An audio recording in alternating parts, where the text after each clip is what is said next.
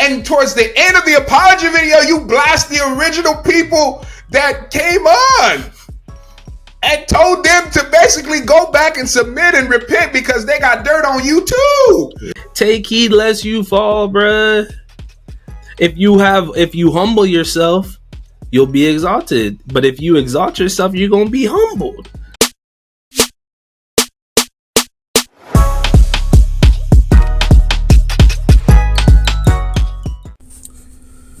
Before I speak about anything, and I'm going to try to make this short, sweet, and simple.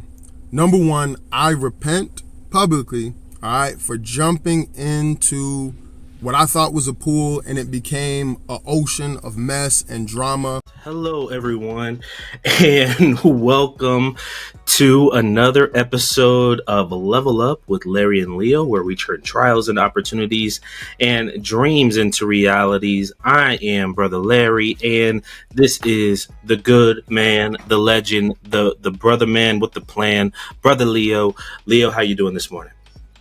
Man, blessed. But let's get into this mess. And before we get into the mess, if you want to be a vibe, just subscribe. All right. So this is a follow-up video that we are doing about the good brother, Mr. Marcus Rogers. The man... Boy, you told him what to do, boy. Told him what to do and he did it. He didn't even know it. So... we had a pretty strong video that we did about him a few days ago, talking about how it was really foolish for him to jump into this Daystar saga, because sometimes you just got to know, your lane, and you got to know what you're able to handle. Like, there's certain things you just got to be equipped for, and you obviously came in unprepared, and you got humbled a little bit. You got a little humbled. And we just want to talk about some of the moves that he's made since that previous video. But Leo, why don't you kind of get us up to speed with what happened before and where we're at now? So Brother Man went in to do an interview because his leaders, people he takes advice and direction from, say, yeah, go ahead and do it. And then he wants to do it a certain way and they say no, and he still capitulates to what they're asking for. You called for me, and now I want to do something this way, and I want to do I don't want you to pre-approve my questions. That ain't happening. I don't want you to pre-approve my guest list. I'm bringing 3 people, okay? Or however many people, they're with me. I'm taking care of their travel fees. They're with me. You want me? They're coming.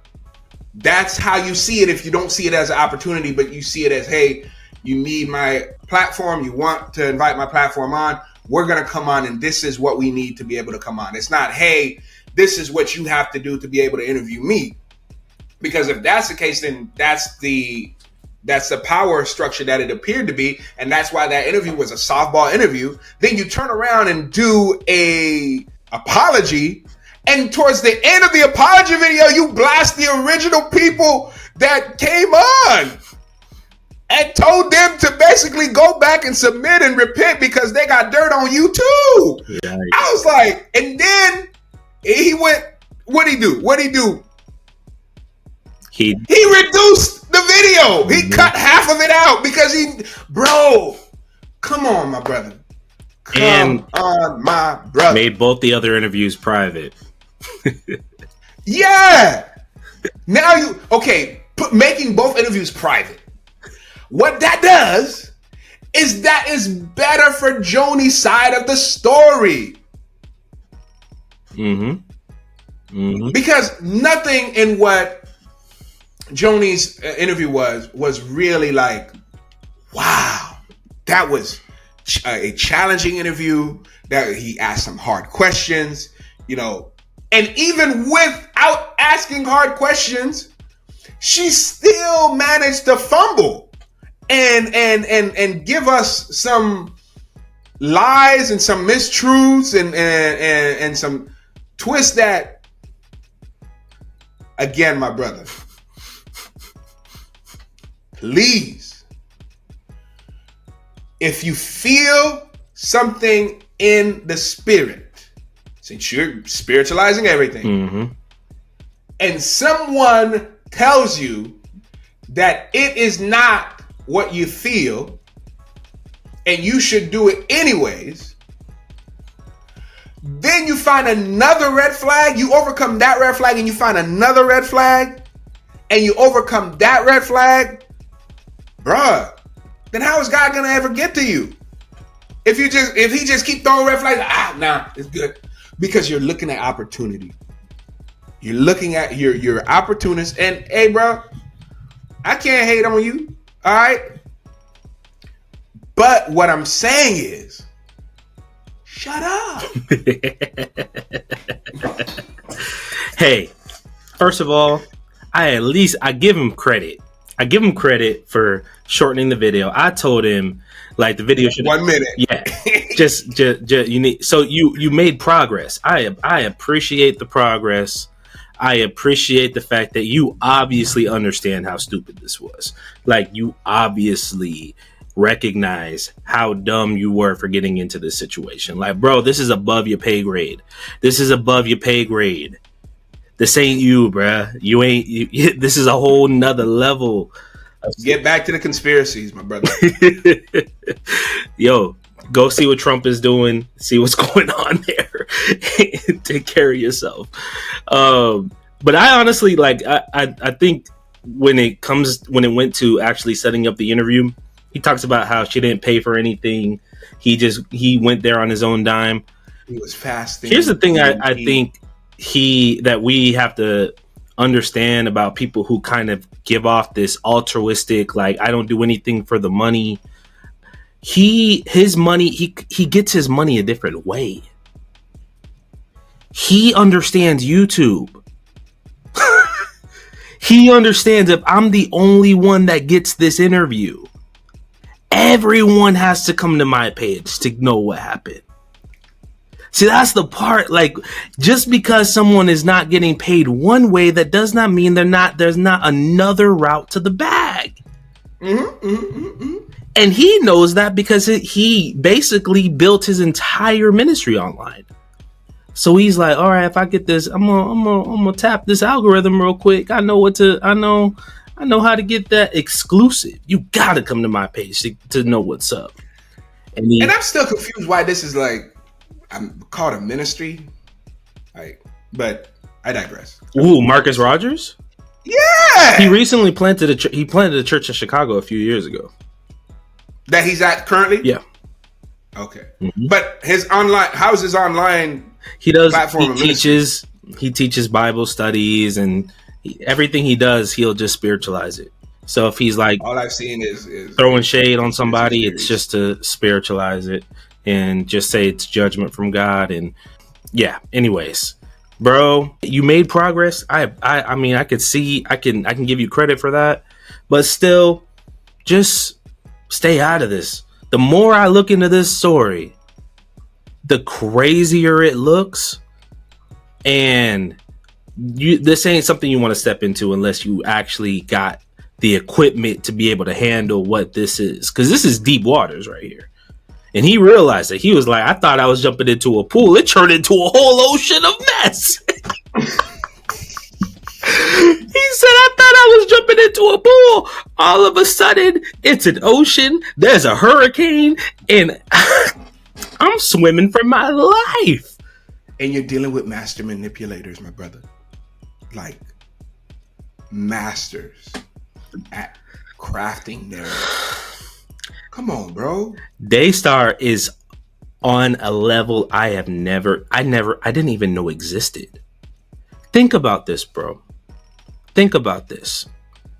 When Marcus Lamb said our ministry was appraised at over $1 billion, we just swipe past that like that's not wild. Like when first generation billionaires, they usually like start some tech company that goes public. Yeah. You got got $1 billion from a ministry? It's really a media company perpetrating as a ministry, but yeah. But even so, like, the level of this is unheard. I mean, I couldn't even begin to fathom what it takes to do that. And what would you do to protect it? Oh, yeah. What would you do to protect that asset? Is a big question. Obviously, this video got a lot of comments. I mean, Marcus Rogers is so polarizing online. And he has so many critics, so many people. A lot of stuff has come out about him. And this is another thing. Bro, do not throw stones from a glass house. Don't. Bro. Like, bro, why is it so important that I gotta throw other people under the bus when I got my own mess? That when I put other people's mess on blast, it's gonna come out about what I did and what I didn't do. Like, bro. And how do you build an entire following off of just trying to put other people on blast because you're more spiritual than them? Like, my guy, you've had how many marriages? And it's not to throw shade, like, stuff happens. But just be humble. Be humble. Siéntate. That tells me if I see somebody who has a checkered past, but yet they're still have this posture of feeling like they are God's judgment to everybody, that shows me you really haven't learned. Now, on the opposite end, I'm not saying you have a low self-esteem, but you are very sober about your humanity.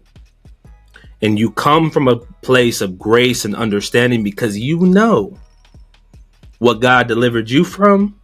I'm going to have a lot more compassion for you. But bro, if you always throwing stones at people, especially people that look like you, I don't understand. I don't understand why we got to do that. Why is it that it's always a gotcha? Like, what's up with that? I gotcha. You're not really living for the Lord. Gotcha.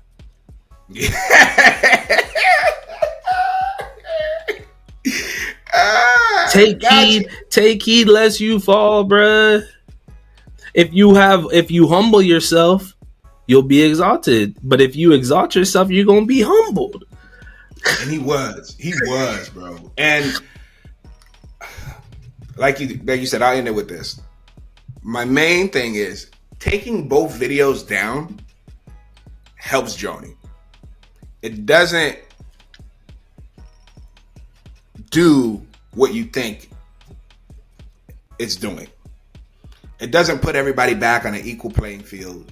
It helps Joni because now all the questions, I'm sure, there's a bunch of clips of it that if somebody really wants to find it, they'll be able to find a full interview. But what I'm saying is you are still helping that side of the story advance their narrative. And you don't even realize that you, sir, are a pawn. You're a tool. You are being used right now, and you don't even know it. So yeah, reduce the video apology. Yeah, take down. You took him down. I think you should have taken down the second interview and just left everything else alone.